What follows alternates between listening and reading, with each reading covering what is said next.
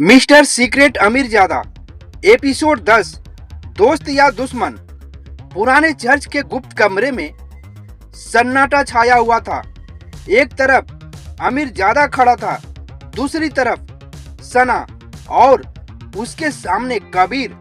उसके हाथ में पिस्तौल थी और उसकी नजर सीधे उस पेन ड्राइव पर थी जिसमें जरा का सबसे बड़ा राज छिपा था।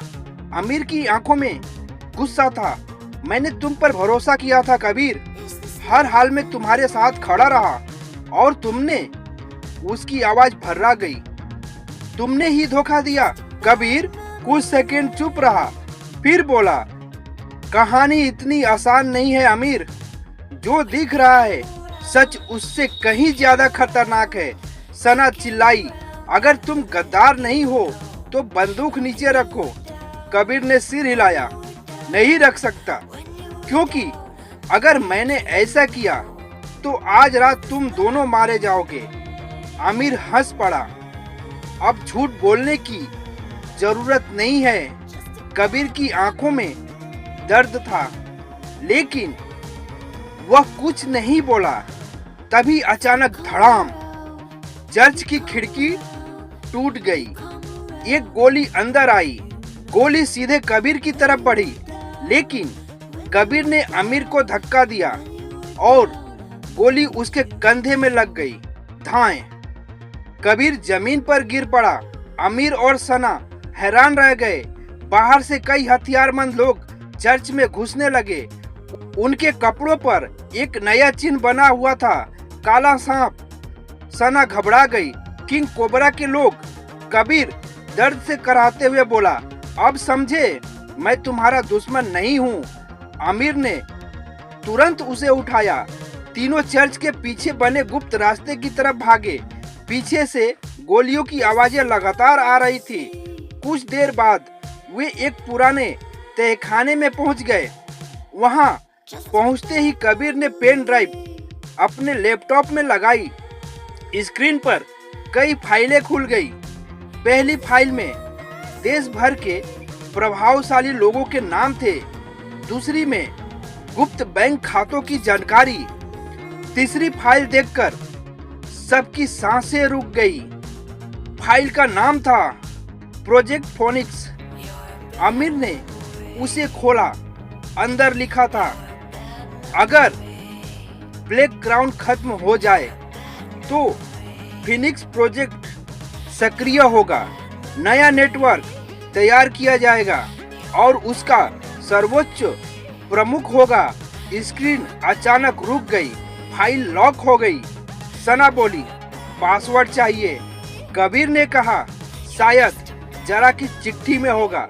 आमिर ने फटी हुई चिट्ठी को फिर देखा। उसके पीछे कुछ लिखा हुआ था, बहुत छोटे अक्षरों में, ट्रस्ट नो वन, किसी पर भरोसा मत करो। तीनों एक दूसरे को देखने लगे। कमरे में फिर सन्नाटा छा गया। तभी कबीर को कुछ याद आया। रुको। उसने जेब से एक पुरानी फोटो निकाली। यह वही फोटो थी जो सिकंदर के पास थी। फोटो के पीछे भी कुछ लिखा था। आमिर ने ध्यान से पढ़ा, P27 फोनेक्स। कबीर ने तुरंत कोड डाला। स्क्रीन खुल गई, लेकिन जो सामने आया उसे देखकर तीनों के पैरों तले जमीन खिसक गई। स्क्रीन पर एक चेहरा दिखाई दिया। वह कोई अपराधी नहीं था।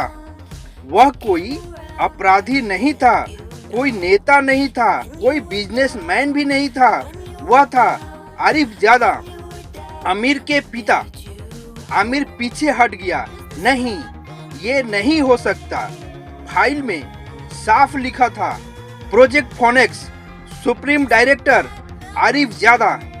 सना स्तब्ध रह गई। कबीर भी कुछ नहीं बोल पाया। जिस इंसान को वे विक्रम सिंह का शिकार समझ रहे थे, वह शायद पूरे खेल का सबसे बड़ा खिलाड़ी था। उसी समय लैपटॉप स्क्रीन पर एक नया संदेश चमका। वेलकम अमीर, मैं जानता था कि एक दिन तुम यहाँ तक पहुँच जाओगे। अगर तुम यह संदेश देख रहे हो तो इसका मतलब है कि मेरी योजना सफल हो चुकी है।